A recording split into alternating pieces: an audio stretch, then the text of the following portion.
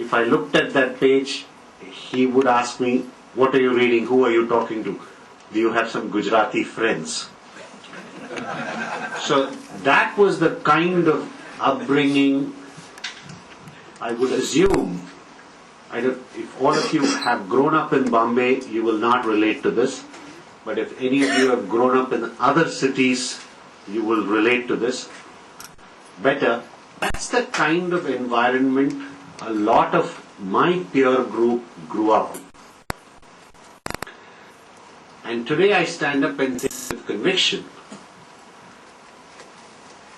in our pursuit of Saraswati, somewhere we have, as a country, we've not done justice to Lakshmi.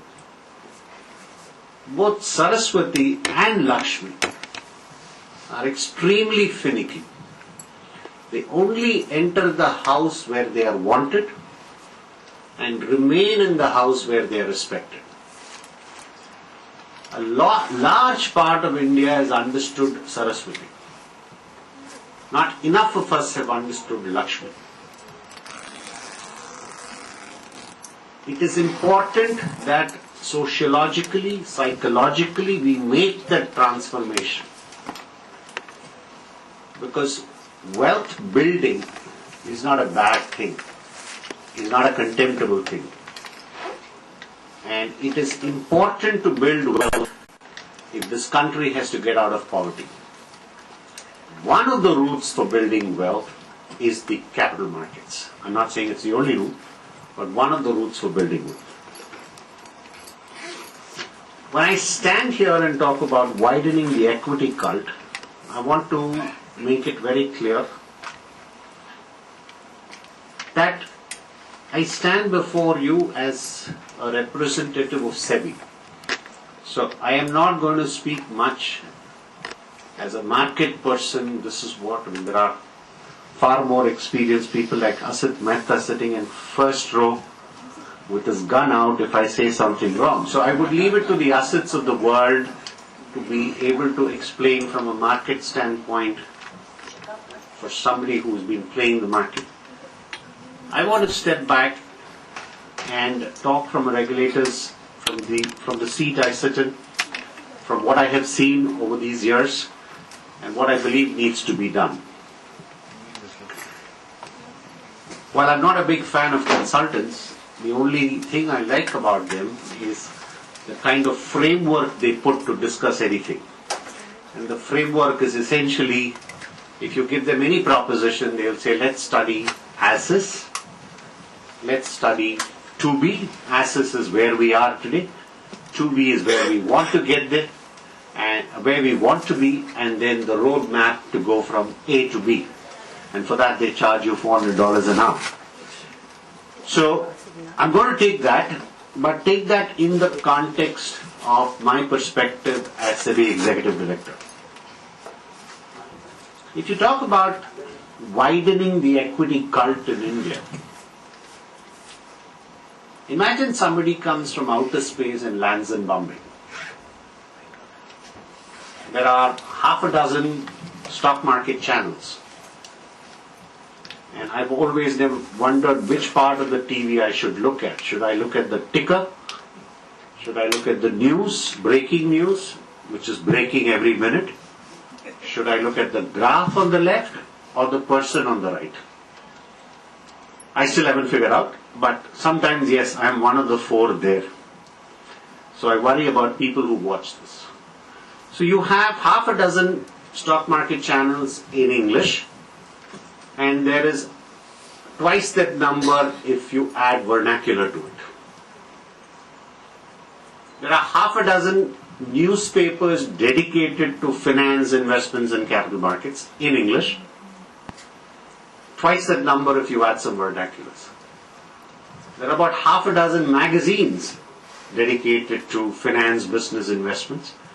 And again, twice that number if you add vernaculars.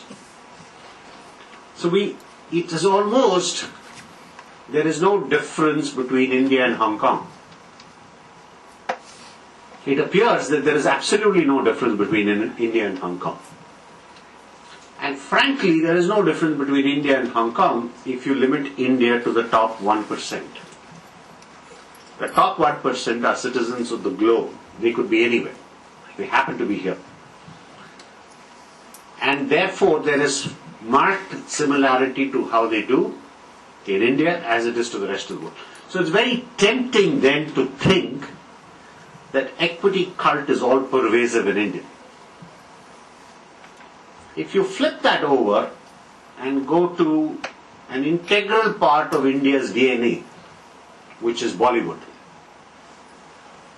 the only references to stock markets in Bollywood, which I believe is both a mirror for society and a major educator of society, the only reference point to stock market, or the only two reference points, is this is get rich quick route, which will end in a scam, and two is a contemptuous route, sab chor hai. So you have 99% of India watching this, and what they are being told is this is a lottery ticket. Buy, lottery laga, become rich, get away before there is a scam, or yahan ke sab chor. Right? So if you look at social conversations, go to a restaurant, go to a bar, go to a club, any of these, and I'm limiting myself to Bombay. Everybody is bragging about the money he has made in the market. Back in '93, I was in Morgan Stanley and we launched this much talked about Morgan Stanley Growth Fund. And one of the things that used to amuse me is wherever I went, everybody says, I have bought your fund and lost.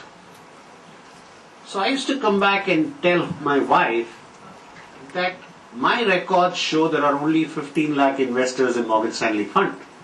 But if I go by this, there should have been 5 crore investors in Morgan Stanley fund. So everybody talks about it as if they have an active, engaging interest. It's almost a fashion statement. But deep within there is hardly any conviction. So you have a scenario where you have this. And then you take the real extreme, which is whether you call it the hangover of Hinduism or the hangover of socialism. Most of us think it's contemptuous to make money. A lot of us think that we have got Maslow's hierarchy upside down. So we think we have to do big things first before we worry about home, family, nest egg and stuff. So somewhere, capital markets in this context almost appears like Abdul Qadir trying to do Amavasya. Is there really a fit? Then you kind of scratch the surface and look at numbers. NSE and BSE, one is 125 plus years old and the other is 15 odd years old. But both of them today feature in the top 5 markets in the world in terms of volume. In what is called the cash market, which is where you buy and take delivery, sell and give delivery, Bombay and Delhi, the top 10 cities make about 70%. The top 30 cities make about 95 or 98%. If you look at what is called the futures and options market, the top 2 cities make 70%. The top 10 make 95, 98%. So then you kind of say that something is not fitting. So you have a 24/7 club that seems all pervasive. Wherever you go, there is stock market discussion. Whether you go to watch TV, whether you go to a restaurant, wherever you go, everybody is discussing stock market. But the actual translation of that into investors is very few.